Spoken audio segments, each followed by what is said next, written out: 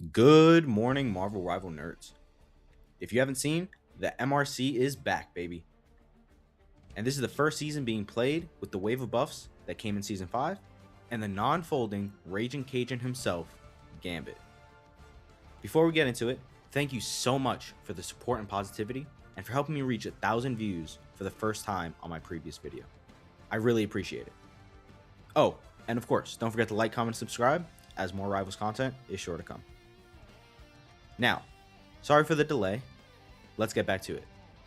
Since his release, Gambit has been a game-changing character with a meta-defining ultimate.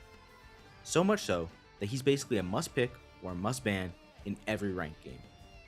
Because of this, I would have assumed he would garner a spot in the bans every single game played in organized play. But in the few rounds that I've watched, Gambit has been allowed on the battlefield multiple times, and these games have been electric. First and foremost, the amount of fast and exciting teamfights that I've seen is already through the roof. Gambit creates an environment where a team can go all out and the enemy has to react in a split second or be run over.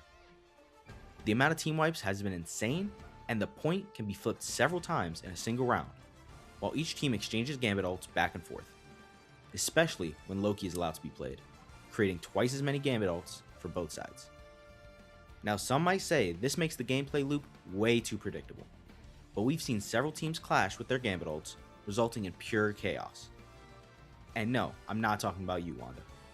Or even better, we've seen teams counter Gambit ults without having one of their own. I've been able to learn so much from watching organized play, but dealing with the Gambit is at the top of that list. Now, I've been showing non-stop team wipes coming from Gambit ults, but I want to take a minute to break down how you can counter a Gambit ult when you don't have one of your own. Alright, so we're going to start the breakdown from right here. We're going to pay attention to the positioning of Cafe Rose and to see how they handle going up against this Gambit ult when they don't have one of their own. And looking at the overhead, we see that everybody is retreating back to point, and we have Daredevil flanking way off to the side. He's got the defense ready to roll. See this rotation going up Main Street here. Be a bit tricky to see how they want to rotate this. Sindo likes what they have though. There's the full Joe Biden going out. And then tries to jump right through. Why are you running with the Magneto bubble used up as he lets the devil out? Switching to the overhead view, we see that Gambit has just popped his ult, and Rogue is still running down the enemy team with her Gambit ult enabled. However, the rest of Team Sendo is actually turning around and trying to deal with this Venom that's stalling the point. If you notice, Daredevil still hasn't made any engagement with the enemy team. So let's see how this goes from the Venom's point of view. As you can see, he's stalling the point as much as possible, and Daredevil finally comes in to help out with that stall. He's just trying to get the percentage up as high as possible. And if we look over here, while that was happening, Rogue has just died, and our Daredevil that was fully behind their enemy team has met up with our team and is now attacking the Daredevil on Team Sendo. So let's back up a little bit and see what happened to these two members of the Sendo team while everybody was trying to deal with the Venom on point.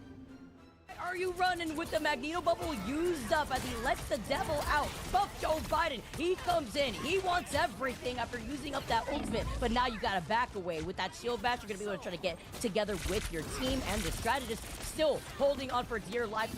Look at that health from Buff Joe Biden as Tree does not let him run away. Already nice job. So what started as a full push from Team Sendo actually ended up in only one kill on the mag, the Venom stalling, and then 2 casualties on their end from overextending.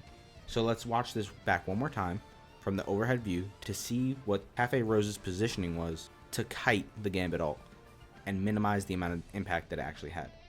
So from this point, we have the Rogue and the Daredevil pushing in hard as the Gambit ults. They're going to take down the mag while the Venom stalls point, and the Daredevil doesn't engage at all. He stays hidden. Rogue ults. Daredevil is trying to finish off the mag with the help of his Gambit and Hela. As they retreat back to the point to deal with the Venom, Rogue and Daredevil are still engaging with the enemy team. Daredevil is trying to get as much damage in and get out with his life, but unfortunately, he gets taken out as well. So, on the recontest, even though we started that fight with very minimal ult charge, we're coming up on another Gambit ult, and now Cafe Rose is able to engage the point with a Gambit ult and a 5v4.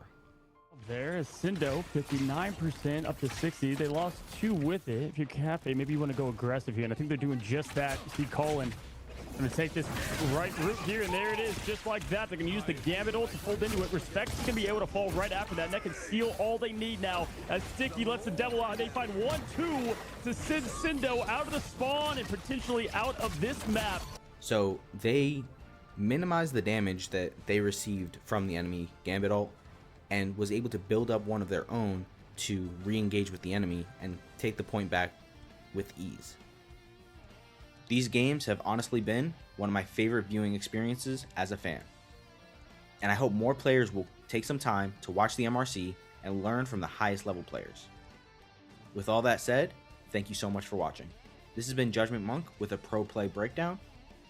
Please provide any feedback that you think can be useful moving forward, and make sure you tune in for more Rivals content. Peace.